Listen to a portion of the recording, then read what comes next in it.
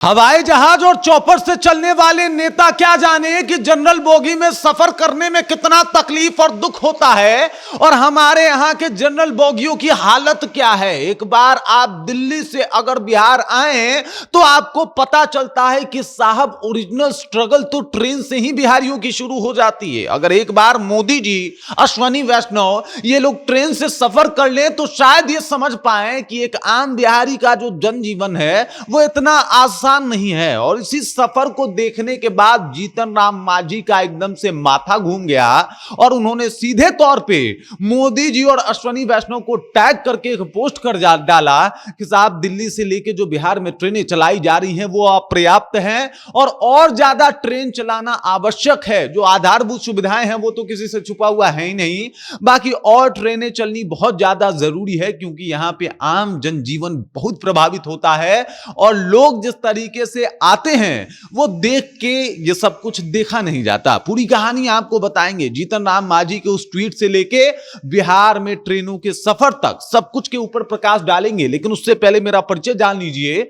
मेरा नाम है रजत और आप जनता जंक्शन देख रहे हैं। आपको बता दूं कि बिहार और दिल्ली के बीच कई ट्रेनें चलती हैं, लगभग 1.5 दर्जन जो है वो ट्रेनें चलती हैं। लेकिन आपने देखा होगा कि स्थिति क्या होता है। जनरल बोगी में लोग एक पे एक चढ़े हुए हैं। स्थिति इतनी बदतर है कि पूछिए मत। और जैसे तैसे लोग बिहार पहुंचते हैं। दुख इतना ज्यादा साहब कि वो लोग इसी तरीके से बिहार आने को आदी हो चुके हैं। उनको लगता है कि जनरल बोगी मतलब भीड़ होता है और इस तरीके की मानसिकता सरकार के द्वारा बना दी गई है। एक बिहारी के बारे में कहा जाता है कि उसका स्ट्रगल तभी से शुरू हो जाता है जब बिहारी अपने स्टेशन पे दिल्ली के लिए, मुंबई के लिए या पंजाब के लिए कोई ट्रेन पकड़ने जाता है जहां पे सीट अवेलेबल नहीं है। अब वो कैसे जाएगा, 24 घंटे का वो सफर कैसा होगा, ये सोचने वाली बात होगी। अब 24 घंटे ही तो लगता होगा कि 24 घंटे की बात है, बैठो और पहुंच जाओ। मोदी जी एक दिन आप आइए और आके आप सफर कीजिए और आके पता कीजिए कि साहब क्या स्थिति है। पहले के राजा महाराजा हुआ करते थे, आप तो राम के बहुत बड़े अनन्य सेवक हैं, भक्त हैं। वो राम जी जो है वो भेष बदल के जो है वो अपने प्रजा के बीच जाते थे और जाके पता करते थे कि एक्चुअल प्रॉब्लम क्या है।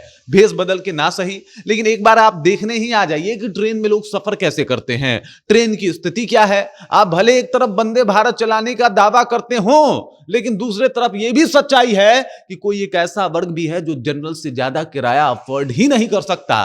उसके लिए आपने क्या बेहतर किया है वो बताइए, तब यह मान लिया जाएगा कि आप बिहार में खड़े उस आखिरी पायदान के ऊपर व्यक्ति के बारे में भी सोच रहे हैं जो लोग वाकई परेशानी झेल रहे हैं, जो कोई वाकई जो है वो परेशान है। अब देखिए जीतन राम मांझी ने जो कुछ फेस किया उसके बारे में वो खुद जाके ट्विटर पे लिख रहे हैं मोदी जी को टैग करके। पहले इन तस्वीरों को देखिए, ये सफर देखिए, और ये सफर इन्होंने तय किया दिल्ली से लेके जो है वो इलाहाबाद तक का। और उसके बाद उन्हें समझ में आ गया कि साहब स्थितियां इतनी आसान नहीं है। ये कहते हैं कि आज दिल्ली से प्रयागराज की यात्रा के दौरान नई दिल्ली रेलवे स्टेशन पर महसूस हुआ कि नई दिल्ली से बिहार जाने वाली करीब 12-13 ट्रेनें बिहार से आने जाने वाले यात्रियों की भारी संख्या के मुकाबले अपर्याप्त हैं।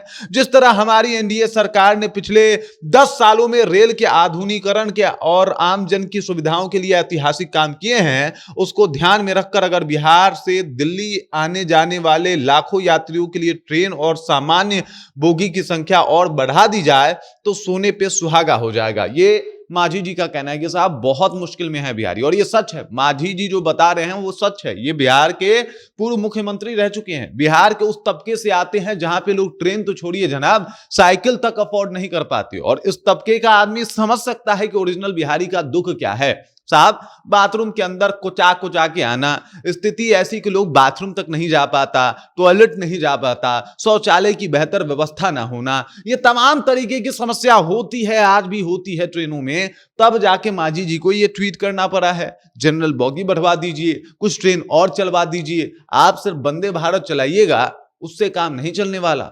जो आखिरी तबका का व्यक्ति है वो ट्रेन पर कैसे चढ़ पाए उसके बारे में जरा बात कीजिए और ऐसा सफर करवा दीजिए। हालांकि मोदी जी का दावा है कि हवाई चप्पल वाले को हवाई जहाज पे चला देना है। साहब हवाई चप्पल वाले को हवाई जहाज पे एंट्री नहीं मिलती।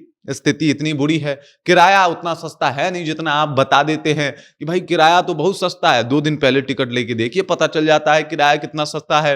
अगर वहां पे आप गलती से फ्लाइट पे चढ़ भी गए, खाना आपको तो अपने हिसाब से लेके जा नहीं सकते, और अगर वहां पे खरीदने की आपने जरूरत दिखा दी बिक जाइएगा साहब, एक मिडिल क्लास का फैमिली वहां पे खड़े खड़े बिक जाएगा, ऐसी स्थिति है। तो ऐसे में तो साहब आपको कुछ ट्रेनें ही चलवा देनी चाहिए, जनरल बॉगी बढ़वा देना चाहिए। वो लोग जो लोग एकदम से सफर करने में परेशान हो जाते हैं, उनके पास कोई ऑप्शन नहीं बचता, कम से कम उनको तो ऑप्शन दे देना चाहिए मोदी जी और अश्वनी वैष्णव जी। खाली लंबा चौड़ा भाषणबाजी से बिहार में या फिर कहीं भी बदलाव नहीं आता।